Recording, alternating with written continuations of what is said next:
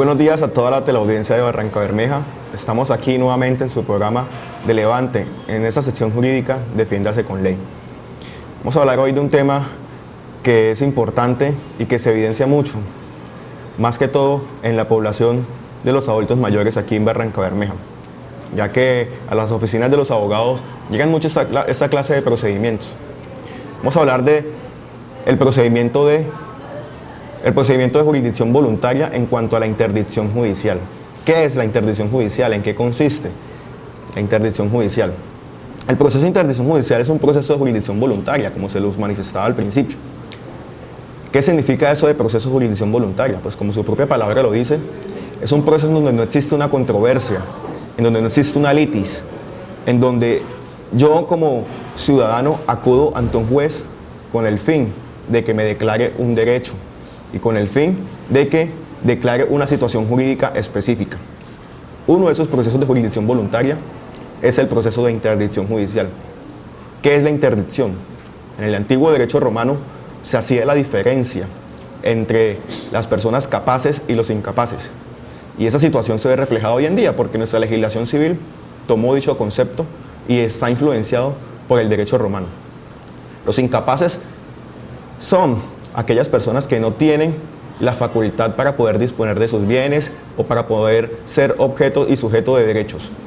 Así las cosas, tenemos que existen incapaces como los menores de edad, los impúberes. De igual manera, las personas que sufren de alguna dificultad demencial o psicológica o psiquiátrica. Pero esto es necesario probarlo ante un juez. Y es allí donde entra el proceso de jurisdicción voluntaria para declarar la interdicción judicial de una persona.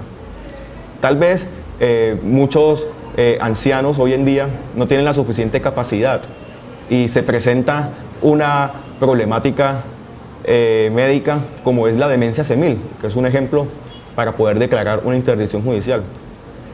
Ancianos o personas de pronto que no tienen la facultad para disponer de sus bienes o no tienen la facultad para poder de pronto ir a hacer una diligencia bancaria, ya que producto de esta situación podrían ser estafados porque tienen esa incapacidad mental, de acuerdo a la problemática que les hablaba anteriormente, como lo es, por ejemplo, la demencia senil. Pero, ¿qué debo hacer yo si de pronto tengo un familiar que presenta esta situación? Puedes iniciar un proceso de jurisdicción voluntaria tendiente a establecer la interdicción judicial de esa persona. Se le solicita al juez mediante dicho proceso y se le prueba con un dictamen médico, ya sea del psiquiatra o neurólogo, que esa persona está en incapacidad o no tiene la capacidad suficiente para poder disponer de sus bienes o en su defecto para poder administrarlos. Dicha situación se presenta muy a menudo en nuestra sociedad, ya que las problemáticas en cuanto a salubridad mental son crecientes. Por eso, usted podrá acudir ante el juez competente para que el juez le declare esa situación y pueda declarar a su familiar o a la persona como interdicto judicial. Y así las cosas, poder nombrar a un curador. Curador ad litem, que es la persona encargada o será la persona encargada de administrar los bienes y de administrar todo lo referente a el patrimonio de dicha persona que es declarada interdicta. El curador juega un papel fundamental y preponderante en este proceso, ya que vendría a ser la persona que entraría a administrar todos los bienes y todo el patrimonio de dicha persona declarada interdicta judicial. Es importante que usted sepa que existe un procedimiento establecido para eso. Y es un procedimiento que no es tan engorroso como los diferentes procesos, ya que es un proceso de jurisdicción voluntaria, como se lo decía al principio.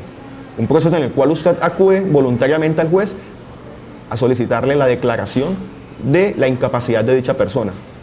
Y hoy en día, en instituciones de salud o en instituciones de pensión, solicitan dicha declaración del juez con el fin de poder proteger el patrimonio de esa persona que no está en capacidad de administrar sus bienes. El proceso de interdicción judicial es un proceso que usted debe tener en cuenta a la hora de velar por el patrimonio de aquel familiar o de aquella persona que no puede administrar sus bienes y que de una u otra forma se le dificulta teniendo en cuenta su salud. Espero que haya quedado claro todo lo referente al proceso de jurisdicción voluntaria e interdicción judicial. Y estaremos abarcando estos temas en futuros programas. Nos veremos a ver en otra ocasión aquí en su programa de Levante. Muchas gracias.